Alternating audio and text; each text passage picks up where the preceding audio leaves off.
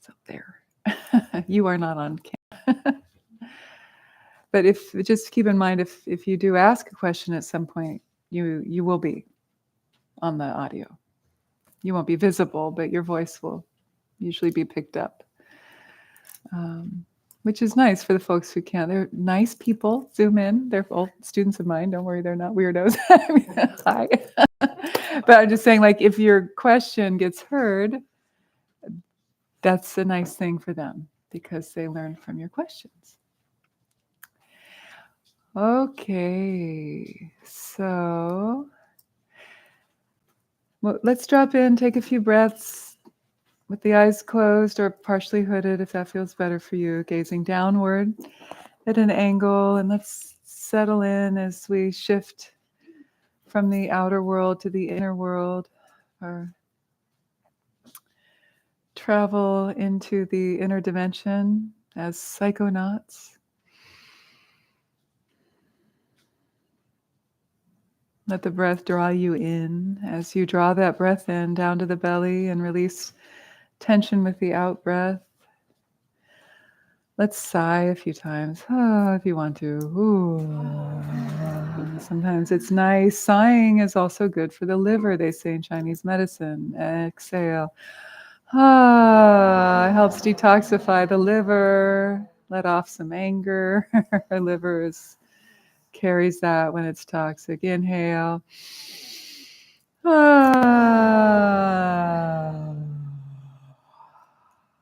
feels good.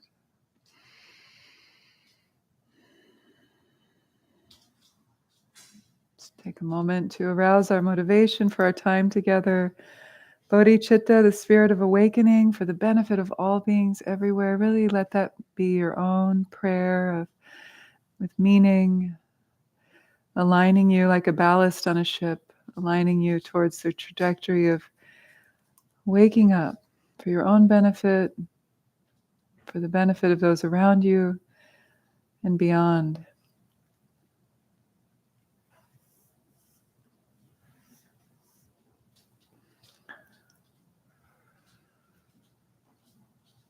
And in that vein, we give thanks and gratitude to our biological and spiritual ancestors that have given us life and inspiration, teachings on liberation, brought us here to this moment.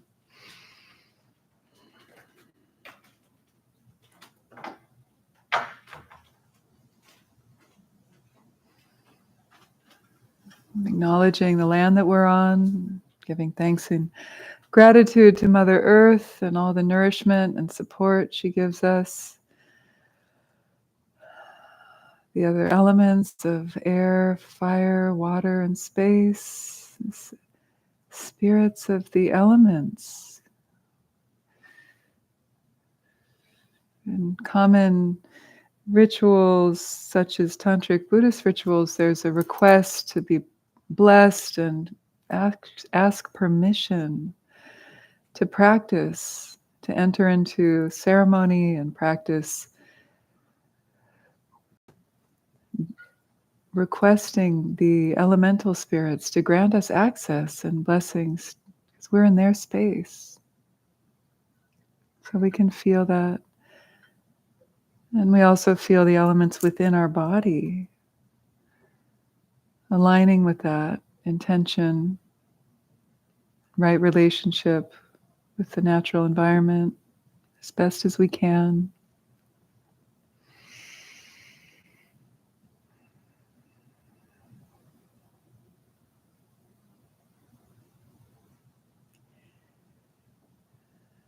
And then also situating ourselves on this land of the Lizjan Ohlone, indigenous people who lived and continue to live here. And we give thanks and gratitude to the stewardship of the waterways, the land, and so on. Acknowledging that something happened here and continues to happen here, that we're not blind to that.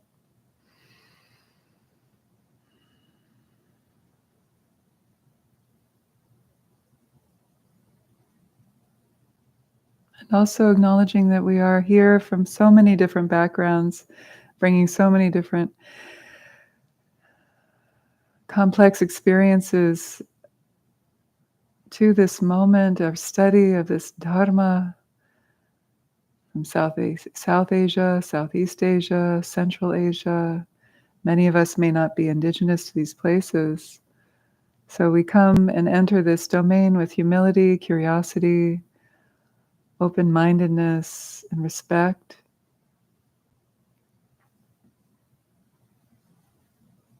And a feeling of joy, of celebrating this beauty and the gift that's been passed down to us.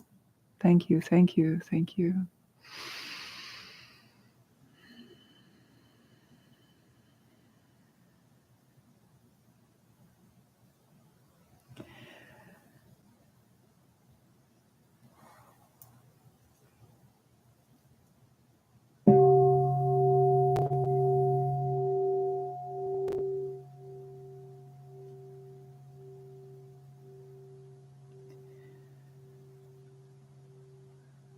And now we'll begin with our prayers. So take out your prayer sheet that you probably got when you came in.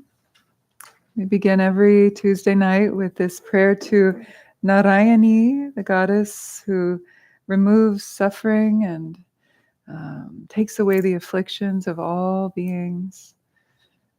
She is a place of refuge and a wellspring of blessings. Narayani, Hindu goddess, also aligned with Tara, the Buddhist goddess, savioress. The English translation is below, and we'll do just 3 repetitions of this prayer tonight, and then we'll do 11 of the Ganesha, the second one. I'll call and you can respond this first time through, and then we'll do 3 more together. Opening your hearts, minds, with devotion, with curiosity, requesting her blessing, even though you might have no idea who she is. This opening to the Great Mother in her many forms. Sharanagata dinartha, Sharanagata dinartha, Paritrana parayane, Paritrana parayane, Sarvasyarti Hare Devi, Sarvasyarti Hare Devi, Narayani Namostute, Narayani Namostute, Sharanagata dinartha, Paritrana parayane, Sarvasyarti Hare Devi, Narayani Namostute, Sharanagata dinartha, Paritrana parayane, Sarvasyarti Hare Devi, Narayani Namostute, Sharanagata dinartha, Paritrana parayane, Sarvasyarti Hare Devi, Narayani Namostute.